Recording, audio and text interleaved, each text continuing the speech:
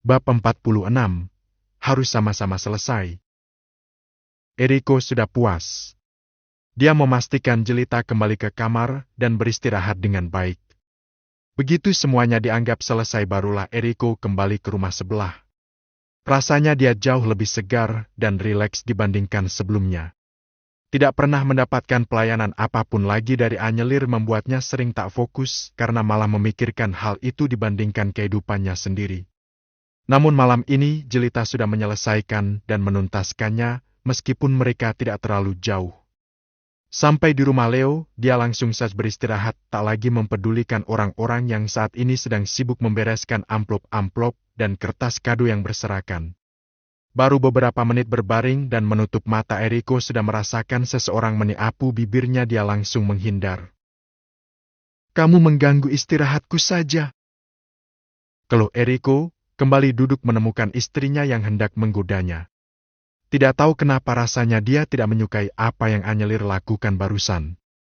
Padahal selama ini dialah yang memuja-mujar berharap Anyelir memberikan haknya.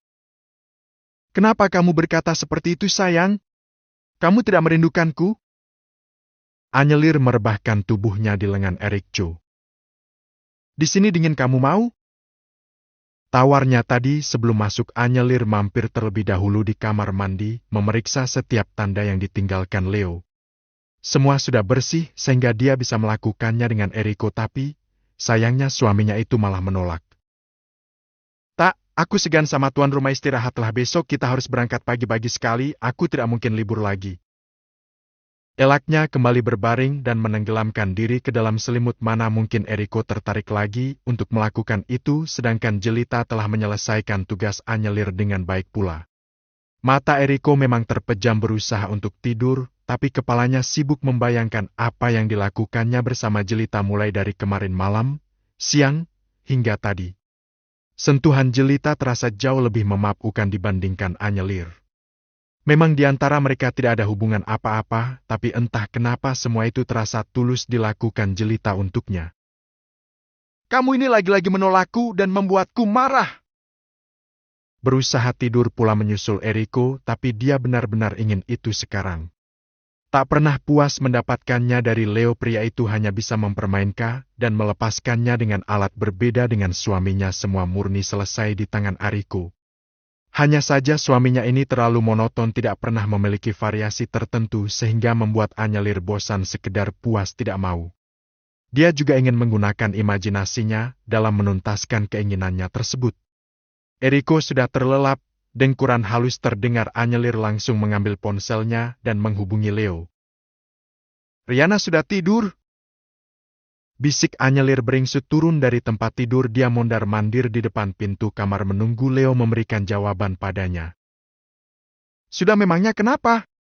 Aku lupa membawa mainanku. Tapi di luar ada orang tuaku."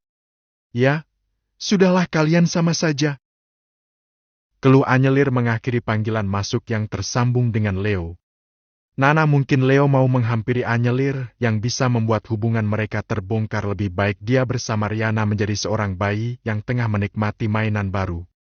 Baru saja mereka selesai melakukannya dan kini Riana sudah tertidur karena kelelahan, namun Leo masih bisa melakukan apapun pada tubuh istrinya. Matahari belum keluar tapi Eriko sudah pergi beralasan ingin melihat ibu dan putranya yang ada di sebelah pada orang tua Leo yang sedang membersihkan rumah. Eriko juga mengatakan sekalian ingin membersihkan diri sebelum berangkat ke kota. Di situ ada adik perempuan Leo sehingga dia memiliki alasan tepat tidak bisa berebut kamar mandi dengan dua orang gadis sekaligus. Tidak ada kecurigaan sama sekali di mata kedua orang tua Leo. Mereka melepaskan begitu saja tanpa banyak bertanya. Erikco masuk dengan bebas ke rumah dan menemukan Jelita yang sedang memberikan ASI pada elang, tapi wanita itu masih tertidur.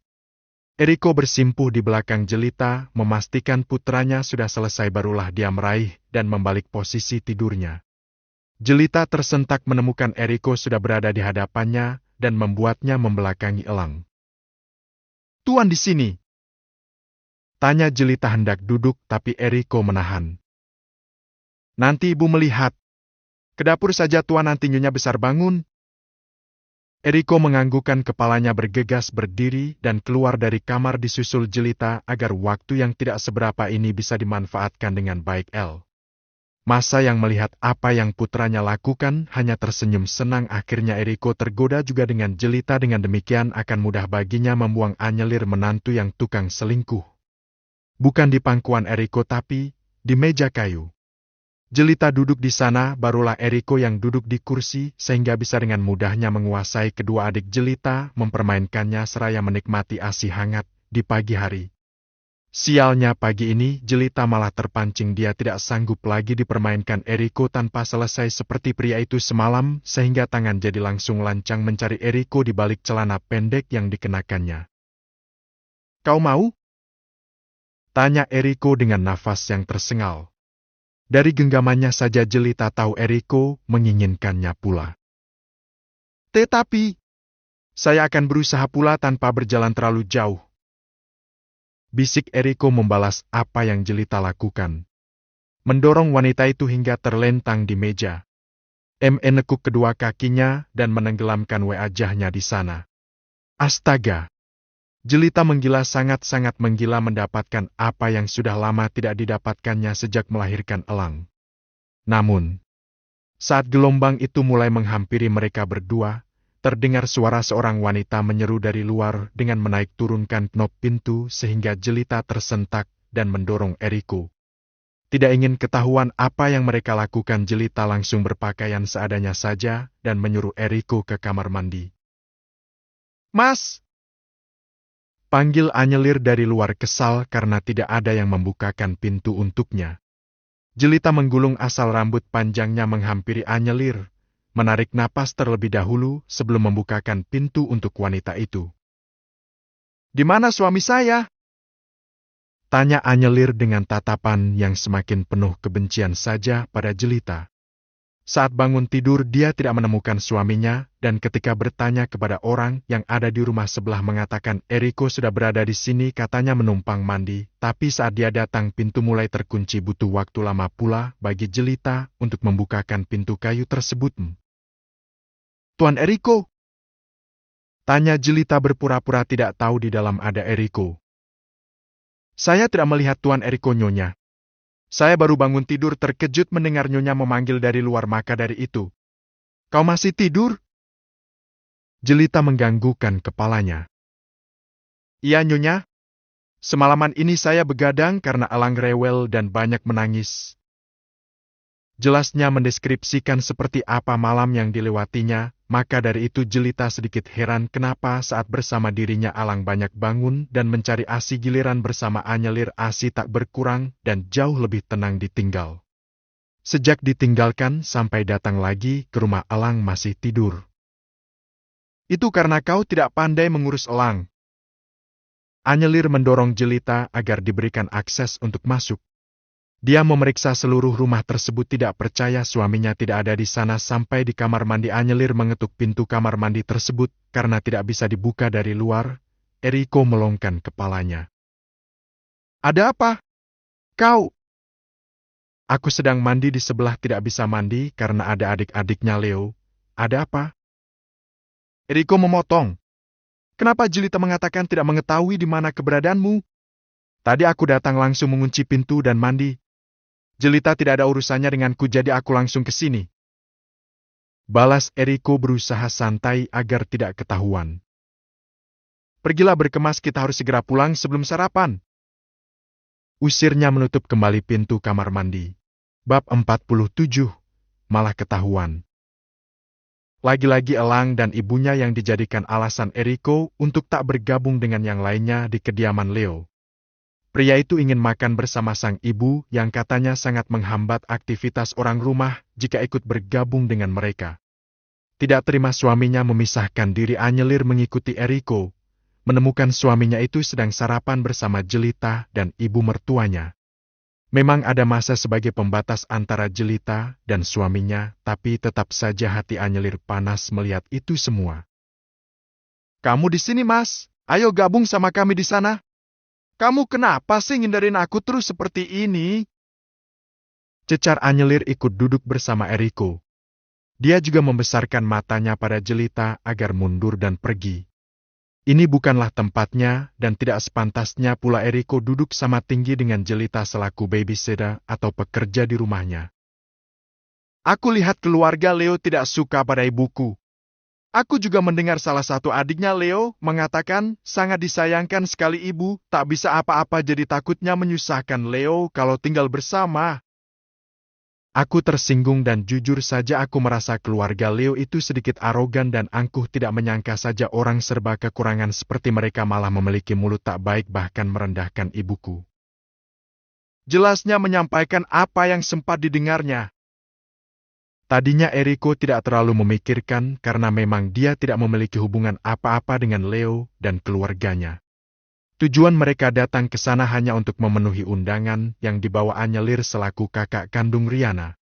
Namun kalau dipikir-pikir ulang, Eriko lebih baik memanfaatkan mulut kotor mereka untuk bersama Jelita. Jujur saja dia jauh lebih nyaman bersama Jelita dibandingkan istrinya sendiri. Bahkan apa yang Jelita lakukan rasanya jauh lebih tulus dibandingkan Anyelir. Bukannya membanding-bandingkan atau lebih memuja selingkuhannya, tidak sama sekali, hanya saja Eriko mendeskripsikan semuanya sesuai dengan apa yang dia rasakan. Siapa yang bilang seperti itu tentang ibu? Biar aku yang berbicara dengan orang itu. Sekarang kamu harus ikut denganku bawa ibu sekalian, kamu gak pantas mas bersama wanita ini di sini.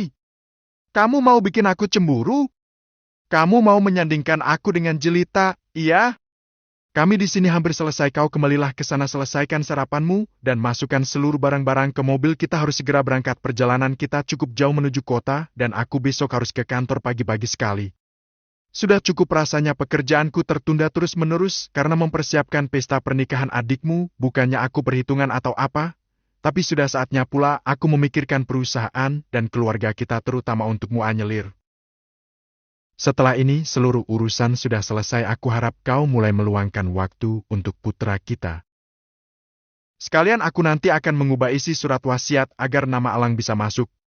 Ada beberapa tahapan yang harus kita jalani agar pengacara mau mengurus perubahan surat wasiat, mengingat surat wasiat itu sudah diturunkan dari ayahku. Secepat itu? Cepat bagaimana? Usia Alang saja sudah lebih 3 bulan, tentunya sudah sepantasnya dia masuk ke dalam ahli warisku. Memangnya kenapa? Kau tak suka putra kita menjadi ahli waris kita? Tentu saja suka, Mas. Kamu jangan mengada-ngada. Jelita memaksakan tawanya. Baiklah, aku akan urus semuanya. Ya, sudah, kalau begitu lanjutkan sarapanmu, aku juga akan melanjutkan sarapanku, sekalian memberitahu Riana dan Leo kalau kita segera pulang. Bergegas beranjak kembali ke kediaman Leo. Namun bukannya sarapan Anyelir justru menarik Riana ke kamarnya, mengajak adiknya itu berbicara terlebih dahulu membahas tentang peresmian ahli waris sumpah. Demi apapun dia tidak akan rela Alang menjadi ahli waris utama seorang Eriko. Kamu harus lakukan sesuatu untukku? Lakuin apa lagi sih, Mbak? Bukankah selama ini aku sudah mengikuti semuanya sesuai dengan apa yang Mbak inginkan? Lalu apa lagi? Eriko sebentar lagi akan melakukan tes DNA untuk Lang, jadi bagaimana caranya tolong pikirkan. Sabotase saja, bukankah seperti itu biasanya alur yang sedang kamu kerjakan? Lalu apa lagi? Aku butuh dana untuk itu, kau jangan gila, kau pikir untuk bayi tabung kemarin beserta sewa wanita itu gratis? Tidak sama sekali, aku sudah menghabiskan uang banyak, bahkan untuk menutup mulut dokter saja, aku sudah menghabiskan uang 1 miliar lebih. Harus ditambah lagi. Mana aku bisa mendapatkan uang sebanyak itu? Ini saja tabunganku sudah menipis gara-gara mengurus pesta pernikahanmu yang tidak penting ini. Gerutunya malah menyalahkan Riana. Padahal selama ini Anyelirlah yang menghamburkan uang untuk membeli sesuatu yang bahkan tidak dibutuhkannya sama sekali, belum lagi untuk jajanan para kekasihnya terutama yang berondong. Kalau begitu Mbak cari tahu sajalah apa yang bisa dilakukan untuk meminta uang kepada Mas Eriko. Lagi pula bulanan Mbak saja 400 juta sebulan, aku rasa cukuplah untuk membayar dokter agar hasil tes DNA antara Alang dan Mas Eriko itu sesuai. Anyelir menggigit bibir bawahnya. Jadi menurutmu itu yang baik? Iya Mbak. Nanti setelah aku hamil barulah Mbak bawa Alang pergi jauh, mintalah Jelita membawanya. Enggak, kalau hanya sekedar dibawa otomatis Jelita bisa muncul kapanpun bersama Alang. Aku juga tidak ingin Eriko tahu kalau sesungguhnya Elang itu bukan anak kami, jadi sepertinya aku harus membiarkan anak itu mati secara perlahan tanpa penanganan medis sama sekali. Bayi itu terlalu kejam. Ses, aku tidak sudi membesarkan seorang gembel. Aku juga tidak ingin diperas oleh orang tua Elang. Kau tahu sendiri kan orang tua Elang itu tidak ada yang benar satupun, baik ibunya maupun ayahnya. Apalagi ayahnya yang selalu saja memeras Jelita selaku istrinya. Apalagi aku. Coba bayangkan kalau seandainya laki-laki itu tahu putranya ada bersama kita, pastinya dia akan mondar-mandir meminta uang sekedar untuk menutup mulut. Tapi Elang itu tidak salah apa-apa, Mbak, bisa direkayasa saja tidak kematiannya daripada sungguhan. Memangnya kau pikir mencari mayat itu gampang? Kita pakai uang ada saja sampai di kota, nanti kau harus segera periksa kesehatanmu dan persiapkan diri untuk bayi tabung, kau mengerti? Riana menganggukkan kepalanya. Mau tak mau dia harus setuju kepada Anyelir, kalau tidak ada Anyelir kemana lagi dia akan mengadukan, jika seandainya di depan nanti dia dan Leo mengalami kesulitan entah itu ekonomi atau tempat tinggal. Selagi dia mengikuti perintah kakaknya ini, maka semuanya akan berjalan baik, bahkan seluruh biaya hidupnya akan ditanggung selagi berjalan sesuai dengan alur yang ditentukan. Sampai di kota, Jelita memompa ASI-nya. Dia juga memastikan stok yang ada di kulkas masih cukup untuk Elang konsumsi nanti malam. Barulah dia pamit pulang ke rumah karena mereka sampai di kota. Sudah sore, itu artinya seluruh pekerjaan Jelita selesai dan dia bisa beristirahat. Bagaimana keadaan ibu hari ini? Eriko membawa sang ibu ke kamarnya. Hari sudah sore, semua sudah menjadi tanggung jawabnya, tak lagi Jelita. Marta mengulas senyum dan menganggukkan kepala sebagai tanda bahwasanya hari-harinya baik, bahkan sangat baik semenjak diurus Jelita. Eriko juga bisa melihat ibunya ini jauh lebih bersih dan berisi saat dirawat Jelita.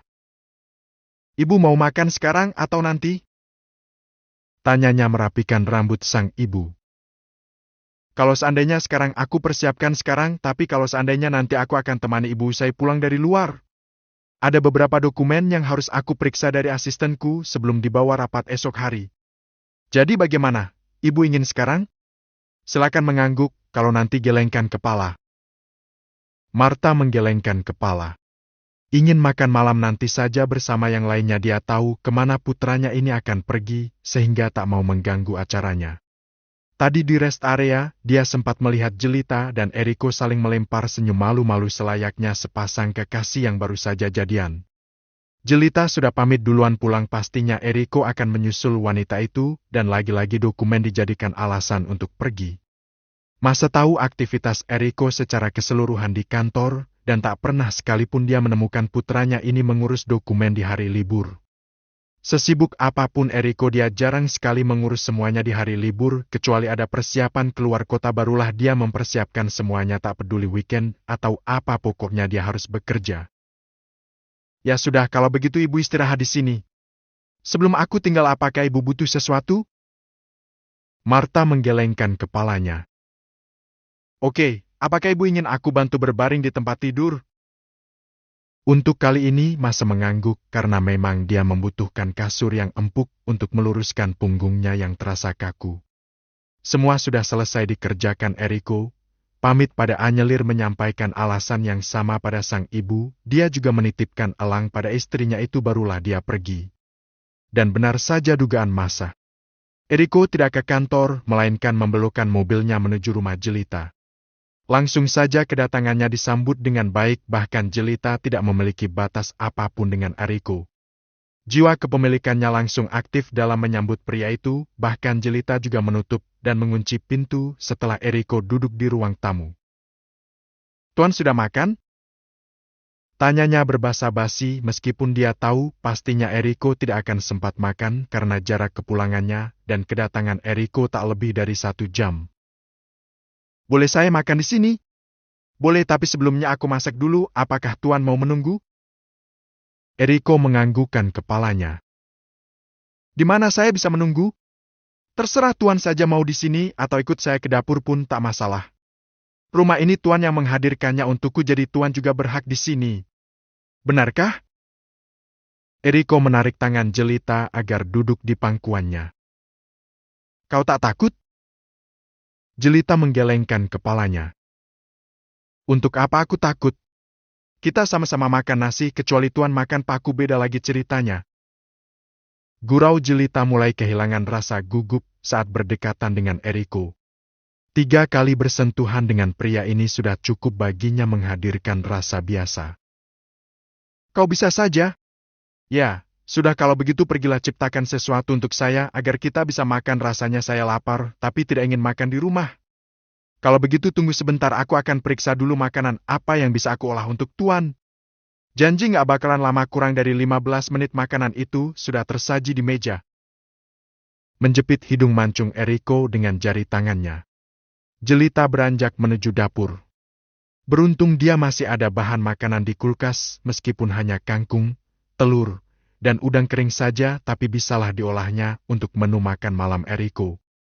Bukannya menyusul Jelita ke dapur atau menunggu di ruang tamu, dia justru mencari di mana kamar Jelita. Rumah itu memiliki 2 kamar, dan kamar yang ditujunya adalah kamar yang ditempati wanita itu. Begitu menemukan tempat Jelita beristirahat, di sanalah Eriko berbaring. Sangat rapi kamar Jelita yang disulap sedemikian rupa sehingga menunjukkan bagaimana sesungguhnya karakter wanita itu. Memang perabotan di sana tak seberapa, tapi setidaknya di tangan Jelita semua terlihat elegan dan bersih. Menutup matanya dengan lengan, Eriko perlahan tertidur, rasanya nyaman berbaring di sana. Sangat mudah sekali baginya untuk beristirahat, berbeda dengan di rumah. Segala kemewahan yang dia miliki tak mampu membuatnya setenang ini. Jelita menghampiri Eriko setelah selesai dengan dadar telur dan tumis kangkung yang dicampur udang. Nasi juga sudah matang, tinggal membangunkan majikannya ini, tapi saat sampai di kamar bukannya membangunkan Jelita, justru duduk di tepi tempat tidur memandangi wajah tampan Eriko. Dia berpikir apa yang membuat Eriko tertarik padanya. Apakah dia boleh percaya diri bahwasanya majikannya ini memiliki ketertarikan padanya atau hanya sekedar pemuas saja? Mencari sesuatu yang tidak didapatkannya dari anyelir. Kenapa kau perhatikan saya seperti itu? Tidak adakah niatmu untuk membangunkan saya? Jujur saja perut ini sudah mulai sakit, merasakan lapar. Jelita menarik kedua sudut bibirnya.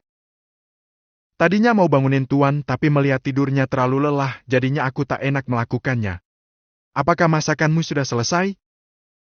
Jelita menganggukkan kepalanya. Sudah Tuan, mari kita makan dulu. Sebelum makan aku ingin ini terlebih dahulu. Bukannya turun dari tempat tidur, Eriko malah memeluk Jelita. Ingin apa? Ini. Eriko menyentuh 2 adik Jelita secara bergantian.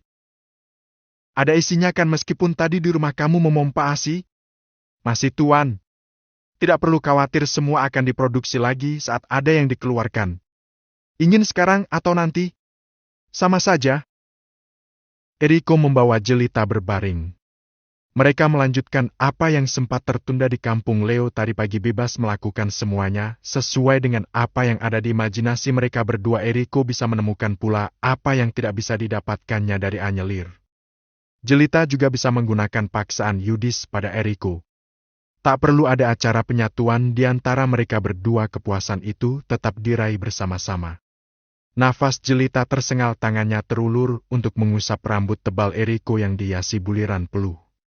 Dia menarik kedua sudut bibirnya.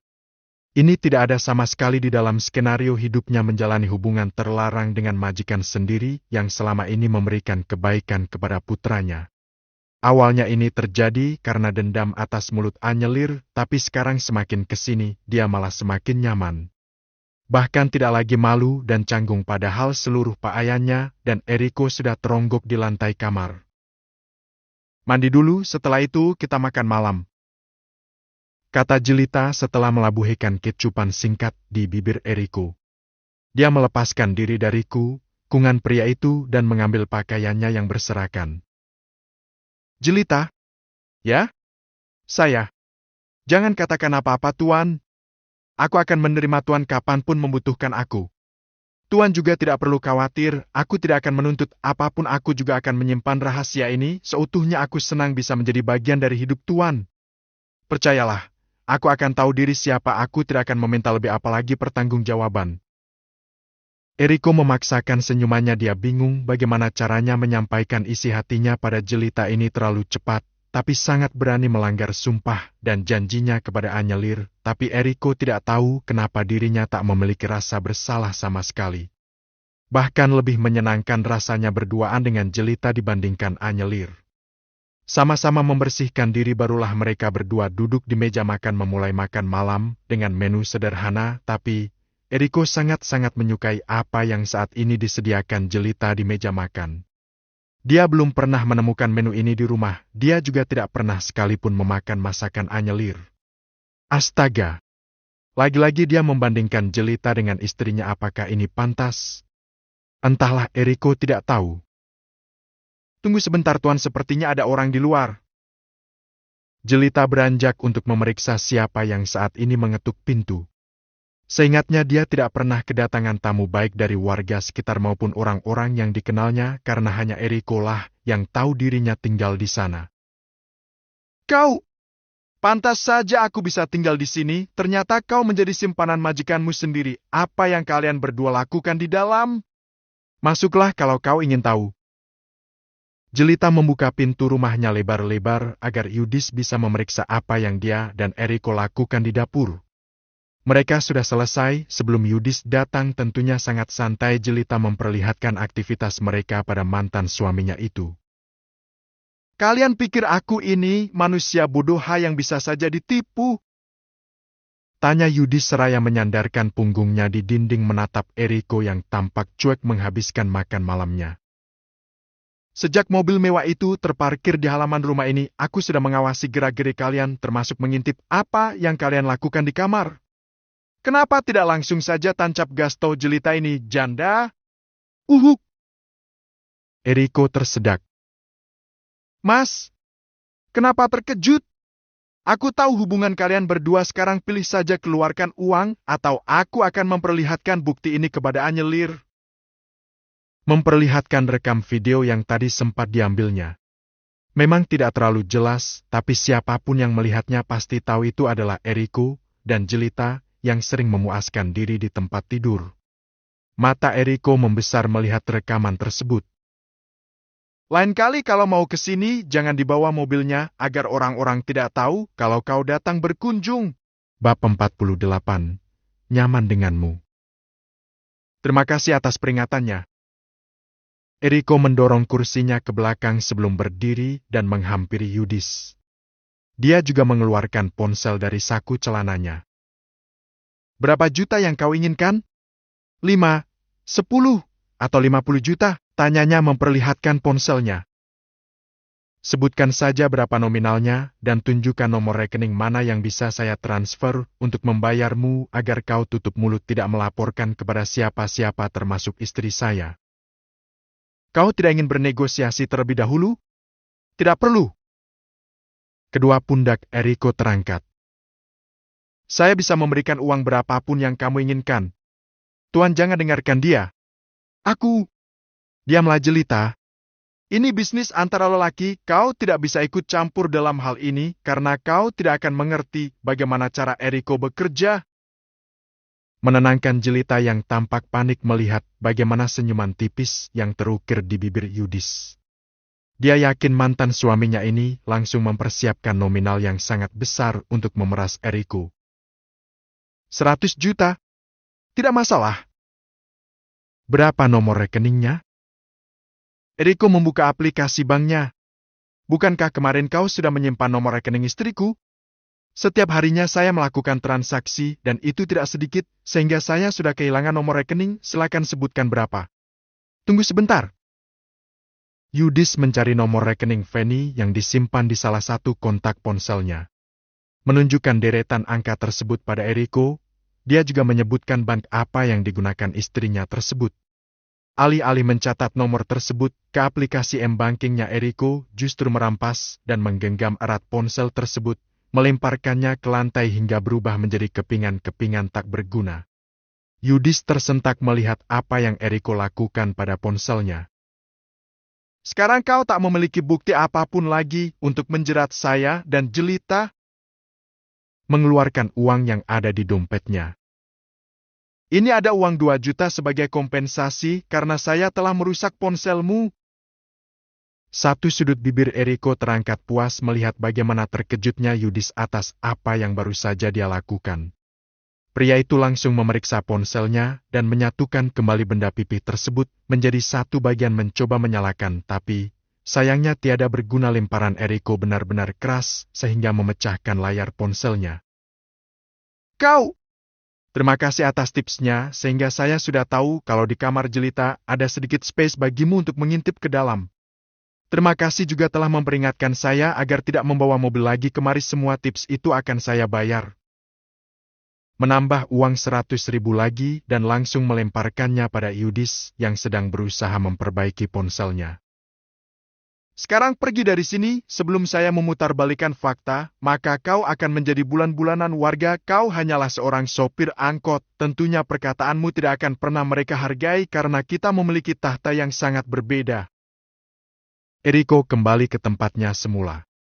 Melanjutkan makan malamnya yang sempat tertunda karena Yudis ingin memerasnya. Awas kau, aku akan membuat perhitungan padamu. Teriak Yudis membawa kepingan-kepingan ponsel tersebut keluar. Eriko memiliki segala-galanya, tentu saja dengan mudah pria itu bisa membuatnya celaka. Bukannya Eriko yang akan dibenci, tapi malah dirinya yang akan dituduh berlaku buruk. Sekali-sekali dia harus diberi pelajaran, kata Eriko setelah menelan makanan yang tadi berada di mulut. Kau harus belajar banyak hal agar tidak terus-menerus ditindas orang lain, terutama Yudis. Tapi Tuan, bagaimana kalau seandainya dia menemui Nyonya dan menyampaikan apa yang kita lakukan tadi?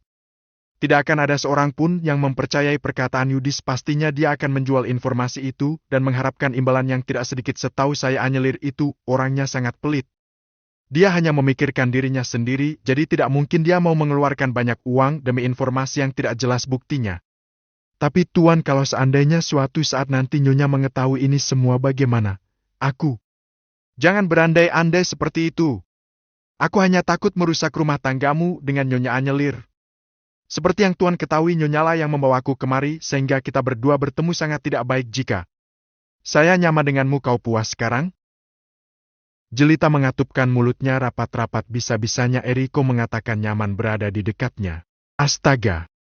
Bagaimana caranya dia mengembalikan keadaan agar bisa seperti semula? Hubungan mereka hanya sebatas babysitter dan majikan saja, tapi sekarang malah mirip sepasang kekasih yang sedang berbunga-bunga. Bahkan sebelum pulang, Eriko meninggalkan uang untuk Jelita.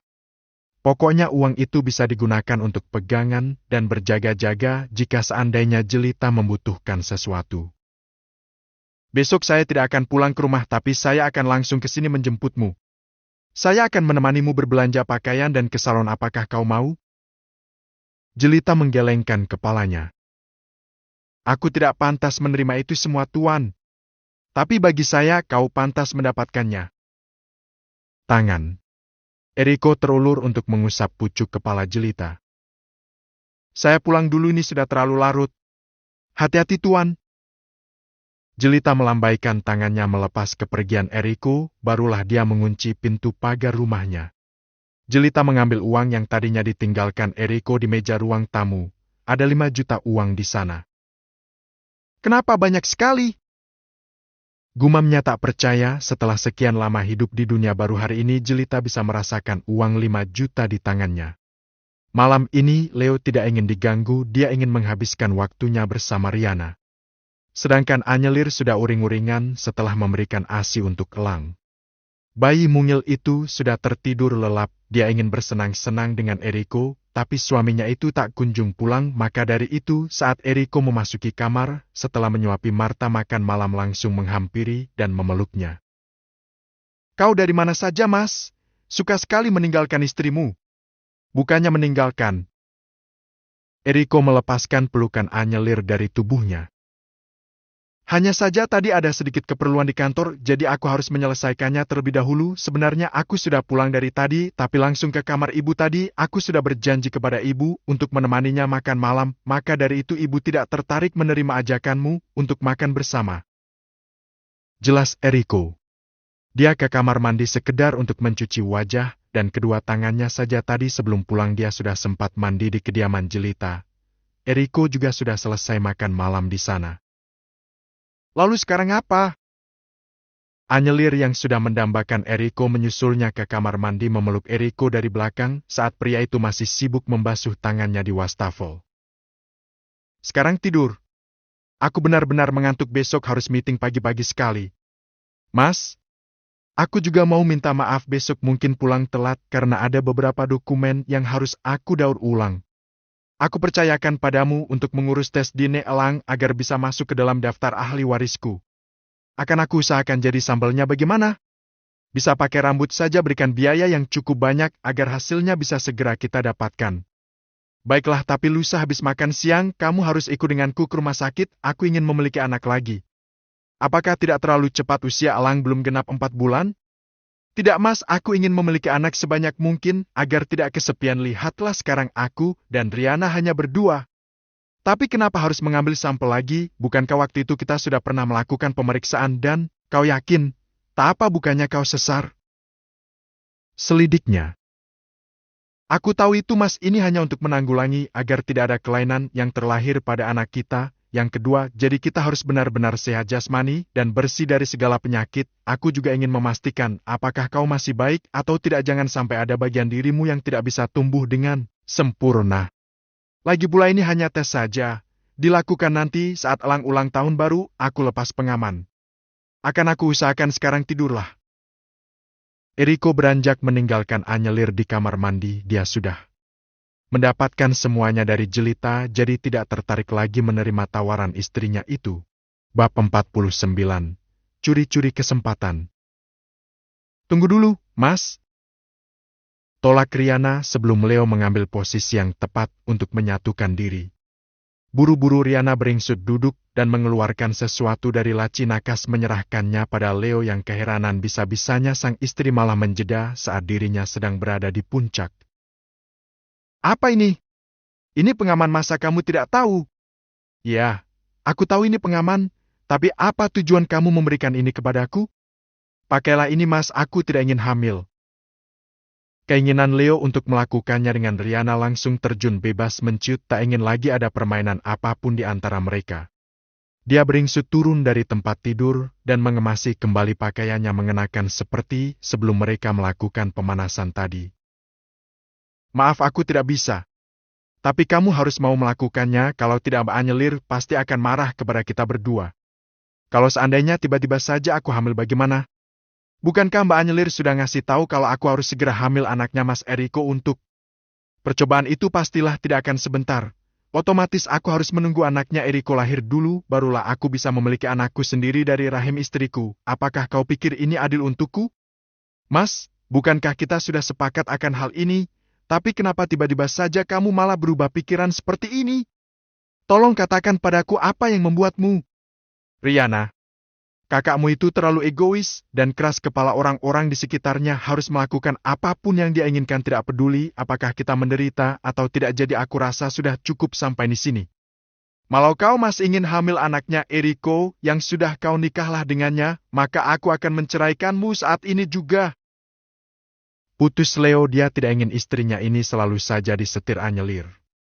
Dia harus menuruti apa yang diinginkannya, meskipun Anyelir itu adalah saudara kandung sekaligus orang yang akan membantu membiayai rumah tangga mereka. Kenapa kamu malah berbicara seperti itu? Kita menikah belum sampai 2 minggu, tapi kamu sudah tega-teganya mengatakan ini kepadaku. Aku tidak akan meninggalkanmu, tapi kau harus mengikuti apa yang aku inginkan. Yang pertama, kita tidak akan pernah menggunakan pengaman saat melakukan hubungan. Anak kita pula lah yang akan menjadi pewaris di sini. Kita akan melakukan segala cara agar anak kita nantinya dinyatakan positif anaknya Eriko. Sampai di sini kau paham? Riana menggelengkan kepalanya. Kalau seandainya Mbak Anyelir tahu bagaimana aku tidak ingin kehilangan kamu, Mas. Itu sama saja aku diminta memakan buah si malakama. Aku mengikutimu malah dibuang Mbak Anyelir. Aku mengikuti Mbak Anyelir, tapi kamu malah membuangku. Jadi aku harus apa? Serahkan semuanya padaku, bukankah kita memegang kartu mati Anyelir? Aku juga sedang mengumpulkan bukti kalau Anyelir itu orang yang tidak baik, dan bukankah kau sendiri juga tahu kalau dia itu memiliki banyak kekasih? Berselingkuh ke sana kemari bersama laki-laki lain itu bisa kita jadikan ancaman sehingga akhirnya tidak akan bisa lagi berlaku semena-mena kepada kita. Kalau kau percaya kepadaku dan memang mencintaiku, ikuti saja apa yang aku inginkan. Aku tidak sudi istriku ternodai oleh laki-laki lain, meskipun Eriko tidak melakukannya, tapi tetap saja bagian darinya yang akan ditanam di tubuhmu untuk mendapatkan keturunan. Kau maukan mendengarkan perkataan suamimu? Ketahuilah Riana, akulah yang berhak atas dirimu dan hidupmu. Riana mengatupkan mulutnya rapat-rapat.